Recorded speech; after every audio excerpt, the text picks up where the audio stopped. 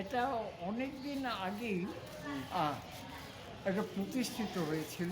আহ, এটার আসল আগে ছিল মৈনামা।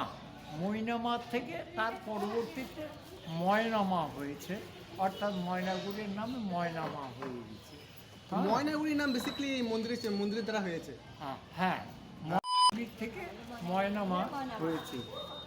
আগে ছিল এটা এক সাধিকা, সে এখানে অর্চনা করত, পূজা, সেখানে এই প্রতিষ্ঠিত হয়ে উঠেছে ময়নামা। আমি এই 31 বছর আমি মায়ের অর্চনা করছি।